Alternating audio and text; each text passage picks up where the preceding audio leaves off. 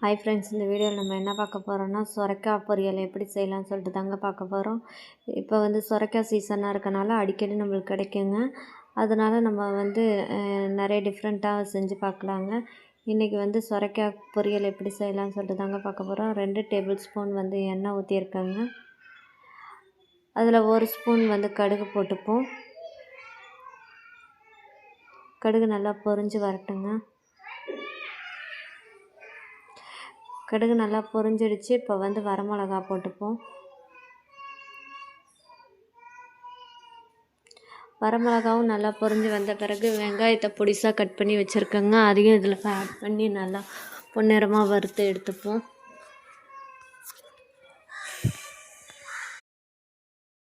பொன்னிறமாக வதங்கிட்டுங்க. இப்போ கருவேப்பிலை கொஞ்சமாக ஆட் பண்ணிப்போம். அதையுமே நல்லா வதக்கி விட்டுப்போங்க.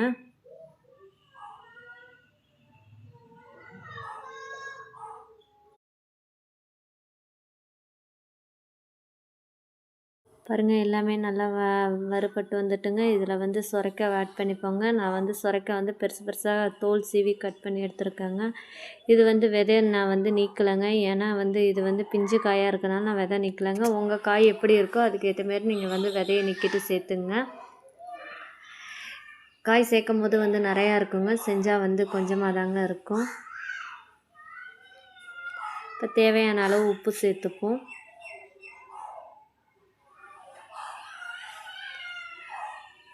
கொஞ்சமாகவே உப்பு சேர்த்துப்போங்க. காய் சுருண்டு வந்த பிறகு அப்புறம் உப்பு அதிகமாக போன மாதிரி இருக்கும். அதனால் கம்மியாகவே உப்பு சேர்த்துப்போம். தேவையான அளவு தண்ணி சேர்த்துப்போங்க. இது நீர் காயினுங்கிறனால அதில் தண்ணி அதிகமாக பிரிஞ்சு வருங்க.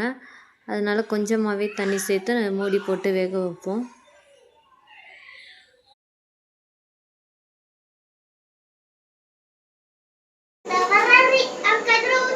வாங்க இப்போ ஓப்பன் பண்ணி பார்ப்போம்.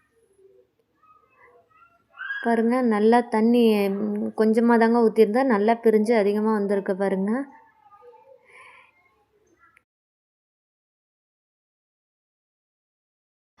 அதையுமே நம்ம நல்லா கிண்டி விட்டுப்போங்க.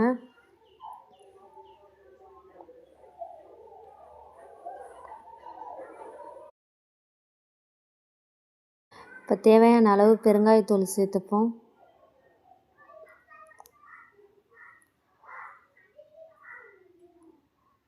அதையுமே நல்லா கிண்டி விட்டுப்போங்க.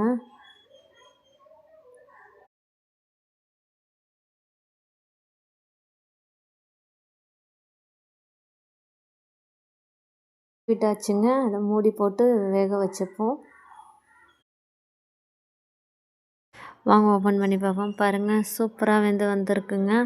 இந்த மிளகாயில் உள்ள காரம் எல்லாம் அதில் இறங்கி நல்லா சூப்பராக இருக்குது பாருங்கள். இதை நல்லா கிண்டி விட்டுப்போம். பாருங்கள், காய் நல்லா வந்துட்டுங்க. சுருண்டு வந்திருக்கு பாருங்கள், நான் சொன்ன மாரியே.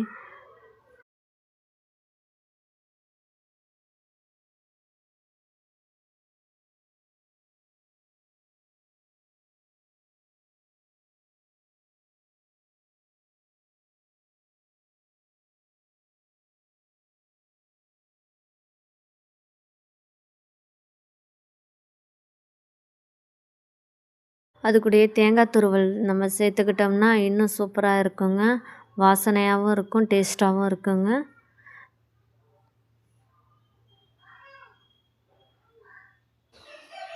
சூடான ஒயிட் ரைஸ் கூட வச்சு சாப்பிட்டிங்கன்னா அவ்வளோ ஒரு டேஸ்ட்டாக இருக்குங்க. 1 வயசு குழந்தைங்களுக்கு கூட இது தேங்காய் ஆட் பண்ணாமல் சாப்பாடு கூட நல்லா பிசைஞ்சு ஊட்டினீங்கன்னா குழந்தைங்களும் நல்லா சாப்பிடுவாங்கங்க. இது சாம்பார் சாதம், காரக்குழம்புக்கு கூட நல்ல சைடிஷாக இருக்குங்க.